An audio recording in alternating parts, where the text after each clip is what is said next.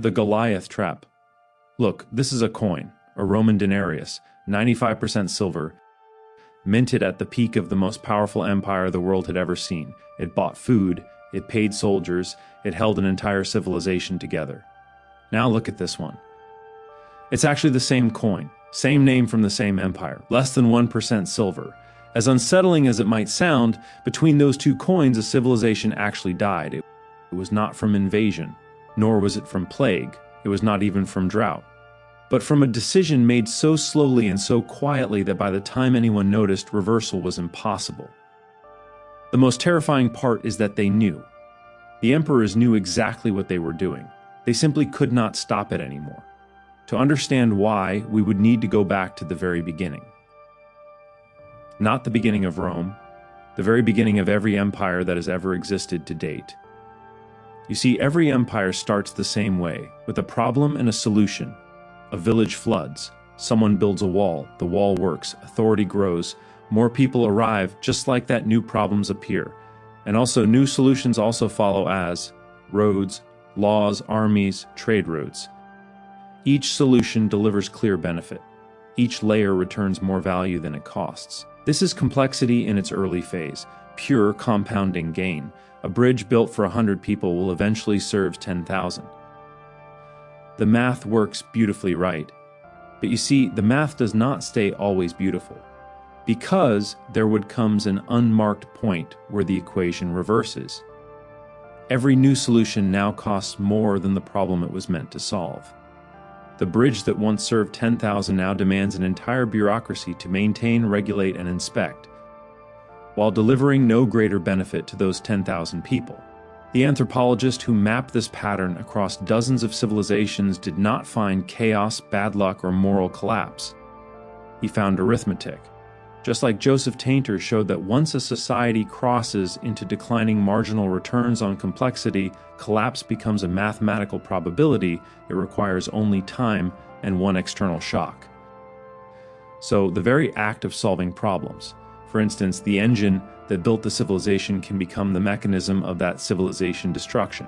It's not actually because the solutions stop working or something, but it is because they simply stop returning enough. Unable to imagine any path except more complexity, the system simply keeps adding layers, more administrators, more regulations, more armies to protect the armies. Eventually, most of its energy is spent simply keeping the machine running. At this stage, the machine no longer serves the people now serves the machine. Rome crossed this line before anyone admitted it. In 54 AD, Nero looked at an empty treasury and quietly reduced the silver in the denarius, just a little. Nobody noticed. The next emperor did the same, and the next. Under Nero, the coin held about 90% silver. Under Marcus Aurelius, it fell to roughly 70%. By the 270 AD, the silver content was effectively gone. Prices across the empire rose by factors of thousands. Not in a single crash, though, but over 2 centuries of quiet, incremental, perfectly rational decisions. Each emperor was just solving the immediate crisis and handing a larger one to whoever came after. I can't say this was stupidity, because the emperors were intelligent men surrounded by smart advisors. They understood what debasement to do, but they did it anyway, because the alternative, cutting the army, shrinking the bureaucracy, simplifying the very complexity that made Rome feel like Rome, was politically impossible. The machine had now grown too large to downsize without appearing defeated, so they chose slow erosion over immediate pain. This is the trap. It was not that they could not see it, they could see it but could not stop. The same pattern appears far beyond currency. A person borrows to pay last month's loan. A company hires a consultant to fix the problems created by the previous consultant. A government creates a new agency to manage the failures of the old one. The response to problems generated by complexity is always more complexity, not because the people inside are blind, because the system has acquired its own gravitational pull, and that pull moves in only one direction. The final warning sign appears in every collapse. It is quiet. The gap between those who make the decisions and those who live with them widens until the decision makers literally cannot feel the cracks beneath them. The elite layer extracts the most and feels the strain the least.